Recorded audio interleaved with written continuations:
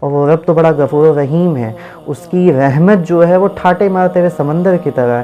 یعنی اللہ جو ہے وہ رب ہے، اس رب سے محبت اشد ہونی چاہیے، شدید محبت کے لائق وہ رب ہے. یعنی اگر میں اس سے شدید محبت بھی کروں تو وہ حق نہیں ادا ہو سکتا، لیکن میرا یہ فرض بنتا ہے اس ناچیز کا، اور میرا آپ کا یہ فرض بنتا ہے، اور ہماری عادت میں یہ ہونا چاہیے، ہماری عادت میں یہ چیز ہونی چاہیے کہ ہم اس اللہ سے سبحانہ و تعالی سے وہ شدید محبت کریں. یعنی ایسی محبت کہ جس کے لیے ہم جان بھی قربان کرتے اپنی. یعنی ہم اپنی جان اس اللہ اپنے رب سبحانہ و تعالیٰ کے لیے اپنے ہتھیلی میں لے کے چلیں. اور اللہ کے نبی صلی اللہ علیہ وآلہ وسلم کی حدیث بھی ہے کہ تم مومن ہو ہی نہیں سکتے ہو جب تک کہ اللہ کے نبی صلی اللہ علیہ وآلہ وسلم ہمیں اپنی جان سے، اپنی بیوی، بچوں، مال، دولت، ان سب سے محبوب نہ ہوں. اور اللہ کے نبی کی محبت جو ہے وہ ہے ہی اس وجہ سے کہ وہ اللہ کے نبی ہیں صلی اللہ علیہ وآلہ وسلم. تو اللہ کے نبی سے محبت ہو، اور سب سے پرائمرلی اللہ سے محبت ہو سبحانہ و تعالیٰ، کیونکہ وہ رب ایسا ہے جس کے بارے میں ہم ڈیفائن بھی نہیں کر سکتے. اس کی محبت کا کوئی لیول نہیں ہے، اس کی ناراضگی کا بھی کوئی لیول نہیں، لیکن ناراضگی جو ہے وہ اس کی ختم ہو جائے گی ہم اگر معافی مانگ لیں تو.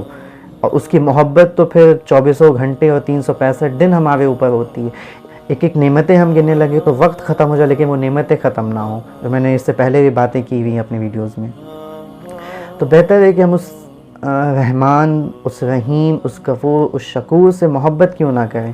اس کی محبت تو ہماری زندگی کا ایسنس ہونا چاہیے، اس کی محبت ہمارے دلوں میں راسخ ہونی چاہیے، بالکل اندر گہرائیوں تک ہونی چاہیے. اس کی محبت جب ہوگی تو پھر ساری مشکلیں آسان ہو جائیں گی. ایسا نہیں ہے، کئی لوگ کہہ رہے ہوتے ہیں کہ جب تم اسلام کی طرف یا دینی ہو جاؤ گے تو مشکلیں نہیں ہوں گی. ایسا نہیں ہے.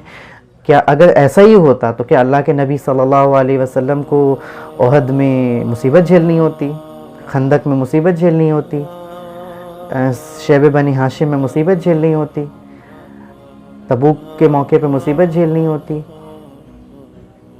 طائف میں مصیبتیں جھیلنی ہوتی، پیٹ پہ پتھر باندھنا ہوتا، چٹائی پہ لیٹنا ہوتا؟ اللہ کے نبی نے بھی تو مصیبتیں جھیلی، حالانکہ وہ سب آن دی فیس آف دی ارتھ اللہ کے ریپرزنٹیٹیو ہیں، تو انہوں نے تو مصیبت جھیلی نا. سب سے زیادہ دینی تو وہی ہے نا صلی اللہ علیہ وآلہ وسلم. تو پھر ہم کیسے یہ کہہ سکتے ہیں کہ جب ہم دین کی طرف آ جائیں گے تو مشکلیں ختم ہی ہو جائیں گی؟ نہیں، ایسا نہیں ہے. دین کی طرف آنے سے ان مشکلوں کو فیس کرنے کے لیے ایک سپورٹ مل جاتا ہے جو ہے اللہ سبحانہ و تعالی. اور دوسری چیز، یہ کتاب جو سپورٹیو ہے، جو سپورٹ کرتی ہے، جو آپ کو گائیڈ کرتی ہے، جو آپ کو ایک راستہ بتاتی ہے کہ تم نے اس راستے پہ چلنا ہے.